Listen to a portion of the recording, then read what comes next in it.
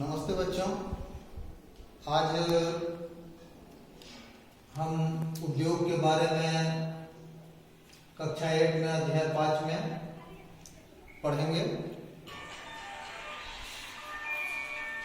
बच्चों, पहले हम उद्योग के बारे में जानेंगे कि उद्योग क्या होता है।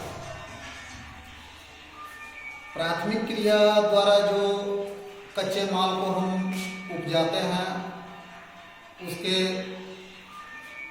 उसे हम द्वितीयक क्रिया में जो प्रयोग करते हैं और उससे नए चीज़ों का निर्माण करते हैं उसे ही हम उद्योग कहते हैं। प्राथमिक क्रिया मतलब कृषि से हम जो है कच्चे माल का उत्पादन करते हैं, और द्वितीयक क्रिया जिसमें उद्योग आता है, द्वितीयक क्रिया में हम उस कच्चे माल को ले जाकर उससे नई नई चीज़ों का निर्माण करते हैं, उसे ही हम उद्योग कहते हैं। अब आते हैं कि उद्योग का वर्गीकरण। तो उद्योग का वर्गीकरण जो है कच्चे माल, आकार और स्वामित्व के आधार पर किया गया है। कच्चे माल के आधार पर, आकार के आधार पर और स्वामित्व के आधार पर। कच्चे माल के आधार पर कृषि आधारित उद्योग, खनिज आधारित उद्योग, समुद्र आधारित उद्योग और वन आधारित उद्योग। कच्चे माल के आधार पर उद्योग को 4 भाग में बांटा गया है, जिसमें कृषि आधारित उद्योग में जो उद्योग कृषि पर आधारित होता है पूर्ण रूपेण, उसे हम कृषि आधारित उद्योग कहते हैं। इसमें जैसे सूती वस्त्र है उद्योग आता है, जिसमें हम कपास के द्वारा कपड़े का निर्माण करते हैं। डेयरी उद्योग आता है, जिसमें हम दूध से अन्य चीजों का निर्माण कर डेयरी प्रोडक्ट को बाजार में बेचते हैं। चर्म उद्योग चमड़े के सामान जैसे बेल्ट, पर्स आदि।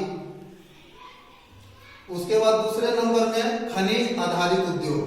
खनिज आधारित उद्योग में जो है खनिज जो पृथ्वी के अंदर पाया जाता है उसे हम निकाल कर उससे अन्य नए चीजों का निर्माण करते हैं, वो खनिज आधारित उद्योग कहलाता है। खनिज में जैसे लोहा इस्पात, एल्युमिनियम आदि का निर्माण हम, लौह इस्पात का निर्माण हम बहुत सारे उद्योगों में, रेलवे इंजन बनाने में या फिर घर के खिड़की दरवाजे बनाने में, बेंच टेबल बनाने में करते हैं। उसी तरह एल्युमिनियम जो है वो भी खनिज के रूप में जो है पृथ्वी के अंदर पाया जाता है, और उससे हम बर्तन बनाने और अन्य चीजों के निर्माण में उसका उपयोग करते हैं। इसे हम खनिज आधारित उद्योग कहते हैं। तीसरे नंबर में है समुद्र आधारित उद्योग।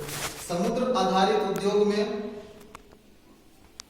जो है समुद्र में जो जीव जंतु पाए जाते हैं या जो भी तत्व पाए जाते हैं, उस तत्व से जो हम नई चीजों का निर्माण करते हैं, तो वो उद्योग समुद्र आधारित उद्योग के अंतर्गत आता है। जैसे खाद्य प्रसंस्करण उद्योग और मत्स्य तेल उद्योग, ये सब समुद्र आधारित उद्योग है। चौथा नंबर में वन आधारित उद्योग। वन आधारित उद्योग वन में पाए जाने वाले चीजों से जिस चीजों का निर्माण होता है वो वन आधारित उद्योग के अंतर्गत आता है। जैसे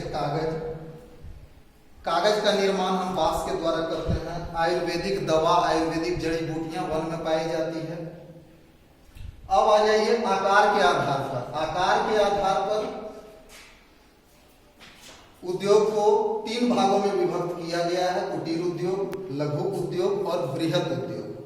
कुटीर उद्योग में हम टोकरी का निर्माण, मिट्टी के बर्तन बनाना, अचार बनाना, मुरब्बा बनाना आदि छोटे छोटे ऐसे उद्योग को हम कुटीर उद्योग के अंतर्गत रखते हैं। दूसरे नंबर में है लघु उद्योग।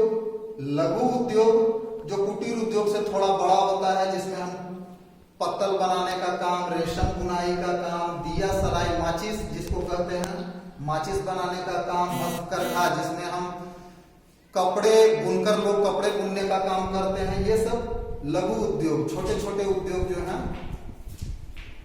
इसके अंतर्गत आते हैं। तीसरे नंबर में है बृहद उद्योग, बड़े पैमाने पर जो उद्योग इंडस्ट्रीज स्थापित रहते हैं, जिसमें भारी मशीन उद्योग, लौह इस्पात उद्योग, ऑटोमोबाइल उद्योग, ये सब उद्योग जो है बृहद उद्योग के अंतर्गत आते हैं। अब बच्चों, स्वामित्व के आधार पर उद्योग का वर्गीकरण 4 भागों में किया गया है। पहला है निजी क्षेत्र के उद्योग।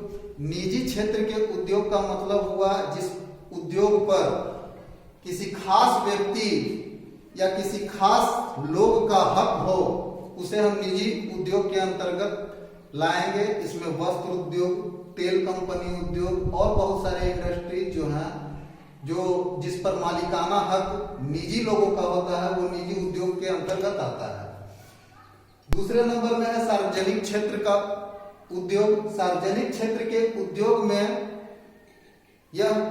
इस पर मालिकाना हक सरकार का होता है, सरकार इसे संचालित करती है और इस उद्योग में जो भी फैक्ट्रियां स्थापित होती हैं उसे सरकार चलाती है। जैसे हल और सेल, हिंदुस्तान एरोनॉटिक लिमिटेड और सेल जो है स्टील अथॉरिटी इंडिया लिमिटेड, ये सब उद्योग जो है, या फिर भारत के जो नवरत्न कंपनी कहलाते हैं, वो नवरत्न कंपनियां जो हैं उस पर मालिकाना हक सरकार का है। ये सब उद्योग सार्वजनिक क्षेत्र के उद्योग के अंतर्गत आएगा।